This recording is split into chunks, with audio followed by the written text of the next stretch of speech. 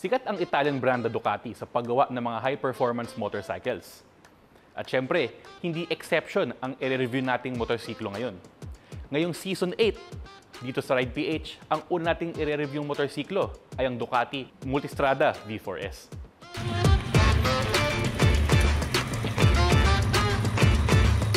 Yung Multistrada V4S ay ginagamit ang bagong makina ng Ducati na tinatawag nilang Gran Turismo V4. Ito ay based dun sa Desmo Medici Stradale, which is yung race engine ng Ducati na ginagamit sa mga Panigale at Street Fighter V4s. Ngunit, ito ay 1.4 kilograms na mas magaang dun sa dating V2 na makina. Yung Ducati Multistrada V4 ay gumagamit ng kanilang bagong engine na V4 Gran Turismo. Ito ay inspired ng Desmo Medici Stradale na kanyang general layout na ginagamit ng Ducati sa kanilang mga race bikes tulad ng Panigale at Street Fighter. Ito ay 1.2 kilograms lighter at mas compact dun sa mga previous Multistrada V2. Isa rin sa mga major changes dito sa Gran Turismo V4 engine ay ang pagtanggal ng Ducati sa kanilang Desmodromic valve system. Ang ibig sabihin nito, hindi na kailangan buksan ng makina every 15,000 kilometers. At ang kanilang bagong V4 engine, meron ng service interval sa valves na umaabot ng hanggang 60,000 kilometers. Yung bagong V4 Gran Turismo engine ay nagproduce ng maximum ng 170 horsepower at saka 125 Newton meters ng torque. Napakalakas ng makina nito. Ngunit syempre, isa itong adventure touring bike. So di lang ito dapat mabilis tumakbo, pero dapat usable din sa mga off-road, technical at saka mga low-speed na environment. Ini-ensure ng Ducati na ang power delivery is smooth and linear at the same time stable at saka comfortable. So ang nararamdaman na makina ng ating mga riders, medyo unbearably mainit siya, lalo na sa mga traffic conditions. Isa ito sa pinagtugunan ng pansin dito sa pag-design nila dito sa kanilang bagong Gran Turismo engine. So niredesign nila ang cooling system, ang radiator placements, at saka syempre, inadapt nila yung rear cylinder cut-off na technology. So kapag mainit ang makina or nasa traffic ka, namamatay ang rear cylinder upang mabawasan ang init na nararamdaman ng rider. Pagdating naman sa firing sequence, itong bagong Gran Turismo engine ay gumagamit ng 70-degree firing order at saka 90-degree na V-twin engine. Ang ibig sabihin nito, ang power delivery at saka general feel ng makina halos pareho dun sa mga nakaraan na V2 engines. So ngayon, kung gusto mo mag-upgrade from the V2 to the V4 na motorcycle, halos seamless ang transition at saka halos hindi ka maninibago. Isa sa mga technology na inadapt ng Ducati mula sa MotoGP at nilagay dito sa V4S ay ang counter-rotating crankshaft technology nila. Ang ibig sabihin nito, ang pag-ikot ng makina ay kasulungat sa pag-ikot ng gulong. Ang V4 Gran Turismo engine ay gumagamit din ng counter-rotating crankshaft, isang technology na ginagamit ng Ducati sa MotoGP. Umiikot ang crankshaft kasulungat sa mga gulong nito. So nagka-cancel out ang gyroscopic effects ng gulong at engine.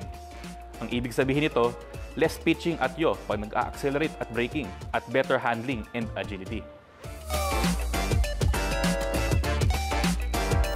So basically, yung Gran Turismo V4 engine, pinaghahalo ang comfort, usability, sports attitude, at saka syempre ang distinct Ducati personality.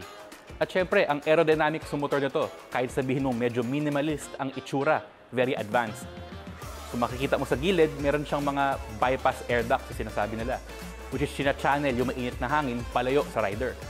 At meron din mga turning vanes kung saan nagdadirect ng mga malalamig na hangin papunta sa rider. Pagdating naman sa windshield, meron itong mataas na windshield na adjustable, meron siyang mga shoulder vanes at saka syempre yung distinct na Ducati beak sa harap ng motorsiklo. So ang sinasabi ng Ducati, nag-minimize ito ng wind pressure na nararamdaman ng rider, at the same time, weather protection. So kahit tumatakbo ka ng mabilis, hindi ka natutulak ng hangin, hindi maingay sa helmet, at saka syempre kung umuulan, hindi ka nababasa. Pagdating naman sa electronic aids, ang daming features na binibigay ang Ducati.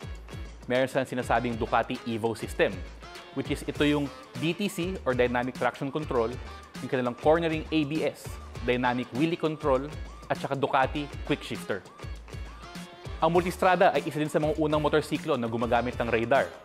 So ang ibig sabihin nito, ang kanyang cruise control ay adaptive. Kapag bumabagal o bumibilis yung kotse sa harap mo, kusang nag-a-adapt ang cruise control. At the same time, meron siyang mga blind spot detection dito sa kanyang side mirrors. So kung meron man tao, kotse o ibang motorsiklo na hindi mo nakikita sa side mirror, ipapaalam sa'yo ng motorsiklo. So ang Ducati Multistrada, meron din smartphone connectivity gamit ang Ducati Connect na app. So ang ibig sabihin nun, meron kang smartphone mirroring sa iyong motorsiklo.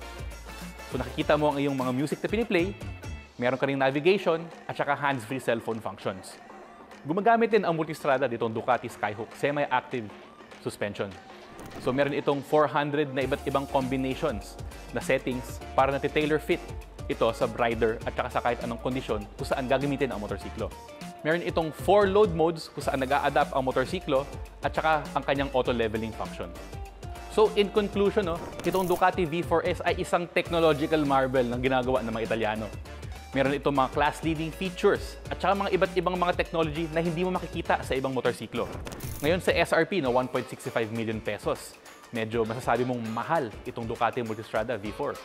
Itong Ducati Multistrada V4 ay merong class-leading performance, mga iba't ibang electronic rider aids, at saka mga Ducati exclusive na mga features.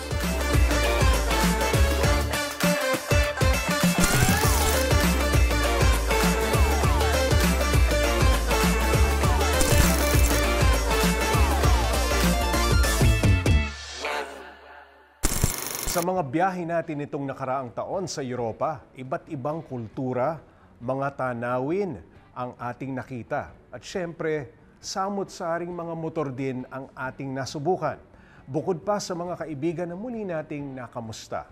Tila bitin pa rin ang biyahe nating yun. Kaya kung papalarin, isang round pa ng Europe Tour ngayong 2024. Abangan nyo yan. Ako po si Jay Taruk at ito ang Ride PH.